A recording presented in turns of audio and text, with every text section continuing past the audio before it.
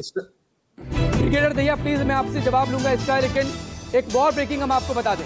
अमेरिकी ठिकानों पर बड़े हमले की तैयारी में इस वक्त ईरान नजर आ रहा है। ईरानी मीडिया के हवाले से इस तरह की बड़ी खबरें हैं, क्योंकि अब जो सिविलियंस हैं उन्हें इन ठिकानों से दूर रहने की हिदायतें, नसीहतें या सलाह दी जा रही है ईरानी मीडिया के जरिए। जो ईरान का सरकारी टेलीविजन है उसकी तरफ से लगातार इस बात को दोहराया जा रहा है कि जो तमाम ऐसी इलाके हैं जो कि मिडिल ईस्ट में मौजूद हैं, जहां पर अमेरिकी बेसेस हैं, उन तमाम अमेरिकी बेसेस से लोग दूर रहें और कोई उस तरफ न जाए। तो क्या इसको इस नजरिए से समझे, क्या उसको इस नजरिए से समझे कि अब दरअसल अगर इस एक बार फिर आपको दिखाते हैं कहां कहां पर मिडिल ईस्ट में ठिकाने हैं, कहां कहां पर मिडिल ईस्ट में ठिकाने। ये देखिए मैप, मिडिल ईस्ट का मैप इस वक्त आपके सामने न्यूज़ 24 पर। और अब आप समझिए कि दरअसल इन 8 जगहों पर जो कि ईरान से लगती हुई जगह हैं, जो कि ईरान के सीधे टारगेट पर हैं, कुछ जगहें तो ऐसी है जहां पर ईरान अपनी बॉर्डर शेयर करता है और वो इराक के साथ शेयर करता है। अब देखें, ये देखें, सबसे पहले कुवैत को फाइटर जेट मौजूद है, 35,000 सैनिक यहां पर हैं कुवैत में और अरब में। ये पूरे अरब में 35,000 सैनिक फाइटर जेट के साथ अरब में मौजूद है, सबसे बड़ा हिस्सा। और इसके बाद अब इराक में आइए, इराक ये यहां मौजूद है।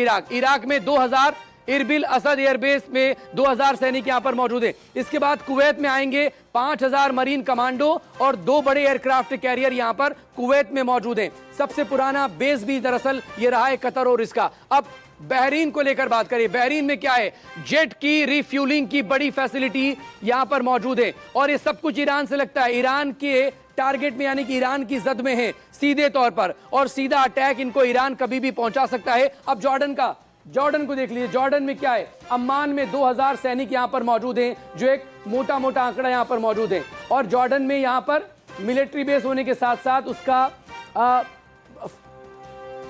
एयर यहां पर बेस भी यहां पर है, एयरफोर्स का बेस भी यहां पर मौजूद है। और इस सबके बीच ये देखें, सीरिया में किस तरह से पिछले दिनों रिजीम चेंज हुआ और वहां पर भी अमेरिकी समर्थक की एक तरह से सरकार वहां पर है। बहरीन को भी लेकर आप देख रहे हैं। और एक वॉर ब्रेकिंग अमेरिकी ठिकानों पर बड़े हमले की तैयारी। इस वक्त अमेरिका के एयरबेस पर हमला कर सकता है ईरान। जो वॉर ब्रेकिंग इस वक्त आपके सामने आ रही है ईरानी मीडिया के हवाले से, ये बड़ी खबर है। लगातार ईरानी मीडिया की तरफ से यह भी कहा जा रहा है कि ऐसे तमाम मिलिट्री बेसिस जो कि मिडिल ईस्ट में मौजूद हैं, वो इस वक्त हमले की जद में है, लिहाजा वहां से आम नागरिक सिविलियंस दूर रहें। ब्रिगेडियर दहिया, मिडिल ईस्ट का पूरा मैप आपने देखा और मिडिल ईस्ट में तैनाती भी देखी, चाहे वो फाइटर जेट हो, फाइटर पायलट्स हो, या फिर 50 से लेकर 90,000 सैनिकों की मौजूदगी हो। सऊदी अरब से लेकर यूएई और कतर से लेकर कुवैत और इराक से लेकर जॉर्डन तक में।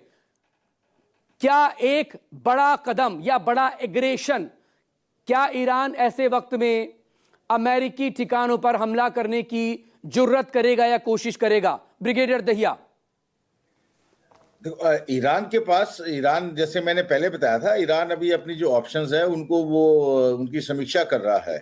जो ये सारे बेसिस जो आपने बताए अपने दर्शकों को, ये सारे ईरान की काबिलियत के अंदर हैं। लेकिन ये जो खबर है ये ईरानी मीडिया के थ्रू आई है कि भाई जो अमेरिका के बेसिस हैं उससे आम जनता उससे दूर रहे। ये तकरीबन वैसी खबर है जैसा कि इजराइल और अमेरिका ने कहा था कि आप तेहरान को खाली कर दीजिए, नहीं तो आपके नागरिकों को क्षति पहुंचेगी। तो ये सेटिंग द स्टेज है, ये मैटर ऑफ प्रोपेगेंडा है अभी इस स्टेज पर।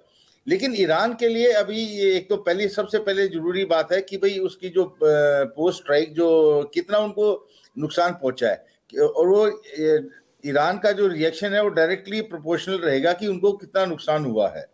दूसरी बात, अभी इंटरनेशनल जो डिप्लोमेसी है, ईरान अभी ये चाहेगा कि वो जो बाकी जो मुस्लिम देश हैं, ओआईसी वगैरह, उनकी क्या प्रक्रिया होती है अमेरिका के हमले के ऊपर।